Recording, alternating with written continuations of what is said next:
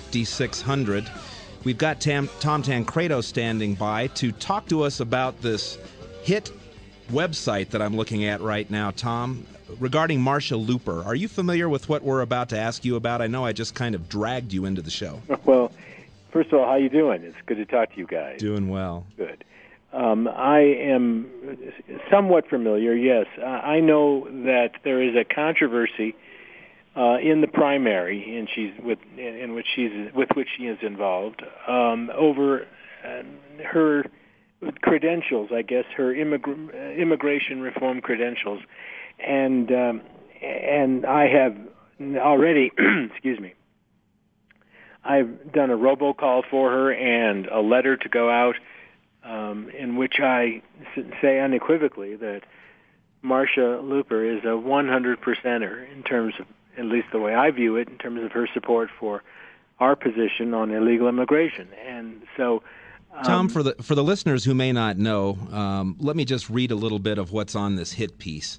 Randy Corcoran in for Jason Clark, Jason Worley, Ken Clark. What are you guys' names again? Fred and Barney. Somebody else in here, too. Yeah, Representative Holbert's sitting in here waiting for me. So, my favorite guy. He's terrific. I wouldn't be here if it wasn't for you, brother. Chris, I don't think your mic's live yet, but we can have Charlie turn it on. So, okay, now you're live. There you go. I just want to say hi, and I wouldn't be here if it weren't for Tom Tancredo, so I love you, man. Hey, buddy. You make me proud every time I hear you speak and every time I see what you do down there, so you're doing great. So, Tom, this website says Marsha Looper green-lighted illegal immigration. Looper's amnesty law uses Colorado taxpayers' dollars to open an office in Mexico staffed with state employees to help bring more people across the border. And I think, here it is, they quote you. It says Looper teamed up with liberal Governor Bill Ritter and other liberal politicians to pass a sweeping guest worker scheme that true conservatives recognized as, quote, amnesty. They're quoting me and saying that? Then down below the quote is guest worker programs are code for amnesty, Tom Tancredo. Okay. Well. Liberals being liberals. Oh, man. Yeah, exactly. I'm not positive of the bill to which they are referring, except I do recall some discussion about the fact that there was a bill, and it was designed to, I think, standardize or make easier the process for some employers to bring people in. Now, I don't know the specifics. All I do know is this, that when we talk about illegal immigration, when we talk about trying to stop illegal immigration, there are a few people in the legislature that immediately come to mind as being the good guys, and she's one. So I don't know the specifics of this thing, but I'm telling you that I would put all of my faith in Marsha Looper as being a stalwart supporter of my position on illegal immigration. You know what's cool about this whole thing? The only good thing about it. What's that, Tom? They're fighting about it. I mean, here's a liberal. Her opponent is an Amy Stevens. What's her name? Amy? That would be Madam Majority Leader Stevens. Yeah, okay. Here's the Majority Leader attacking Marsha for not being tough enough on illegal immigration. Oh, my God, I love it. This is terrific. I mean, whenever you got people doing that, you know you've won the day, right? Because I guarantee you, it is, I'll put it this way. I have never been in touch with, in support of,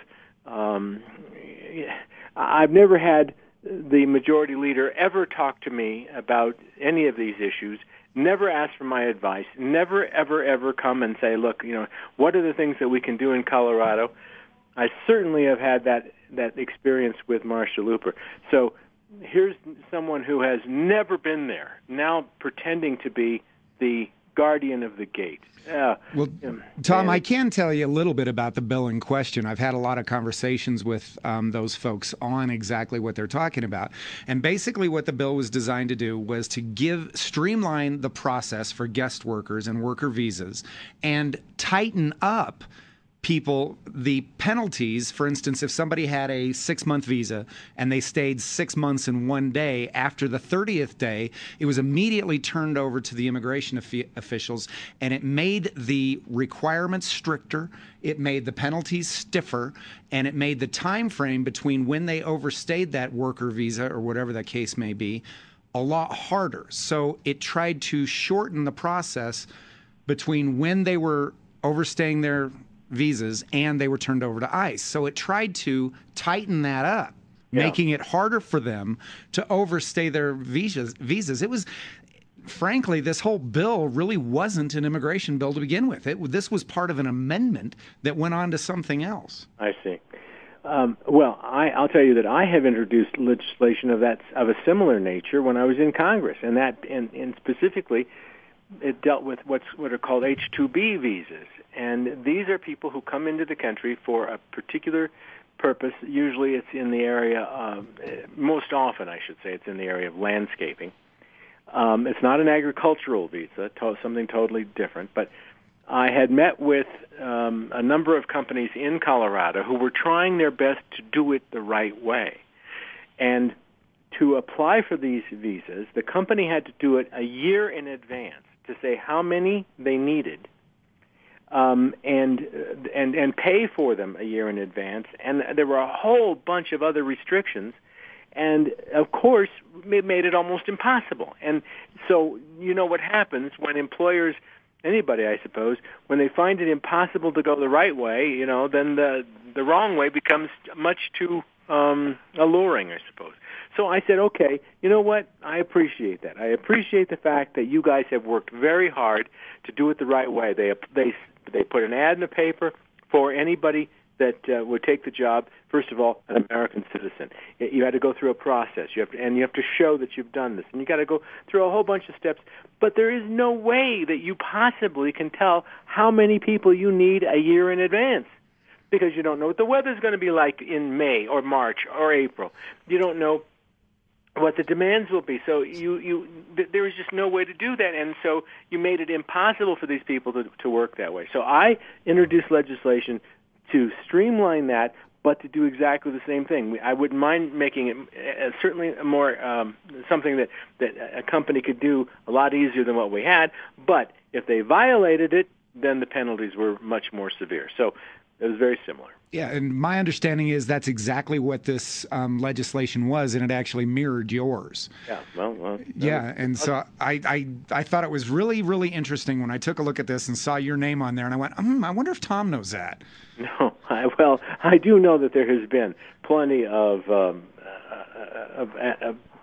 discussion, allegation, and that sort of thing in this race.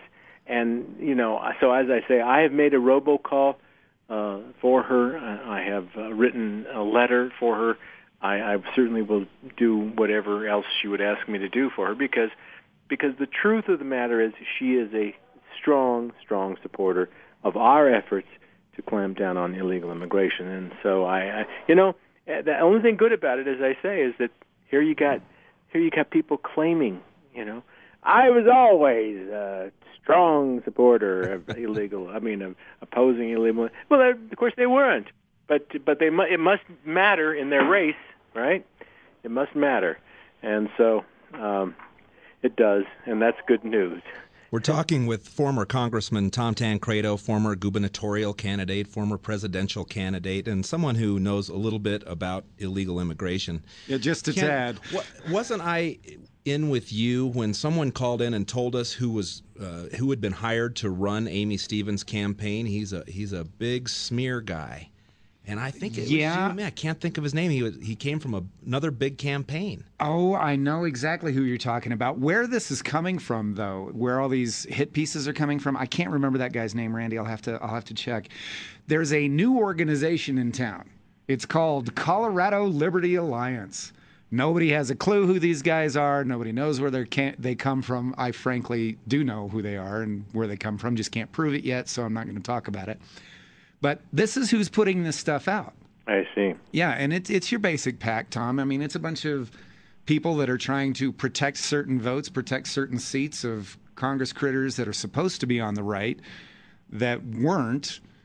and you know, and these are composite candidates, as I say all the time. This is the worst thing about politics. Composite candidates. We construct them for the particular race they're running.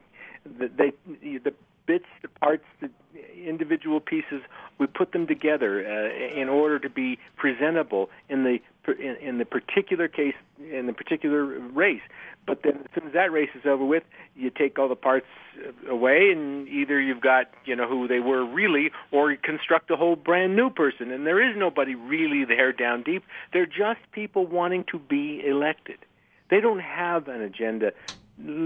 Oftentimes, they're just people who want to be elected. That's all. And then, of course, when they believe that the wind is blowing a different direction, they're more than willing to bend that way because, of course, they don't have any basic principles.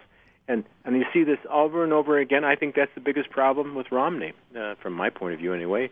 I think that you have a composite candidate, the perfect example. Nice guy in every way, and I think he's got a great family man and all that sort of thing. I certainly think that is true. But in terms of having some basic underlying principles, he doesn't have them, and it's not doing him any. Well, we're off into a different subject, I guess. But well, real quick though, Tom, the Colorado Liberty Alliance, according to the Articles of Incorporation on the Secretary of State's website, a guy by the name of Patrick Davis. Is that who you were thinking of, Randy? I don't remember the name. Okay, I don't remember that either. But I just remember you getting all excited about it. I think Jason texted or somebody gave us that information. You were like, "Oh, I know that guy," and is it starting? Oh yeah, here we go. Tom, can you stay over Can you hold over through the break? Just for a few minutes, guys. They told me just to the bottom of the hour, but if well, it's up to you. Don't feel obligated. Well, but we'd love to talk to you. I got dinner waiting for me. Tom, you go eat. We'll be right back with Representative. Dinner, and it's on the table, and I'll get in a lot of trouble if I just let it get cold. Don't mess with Mama, Tom. Exactly right. And hello to Jackie. Thank you. All right, we'll be back with Representative Chris Holbert when we return.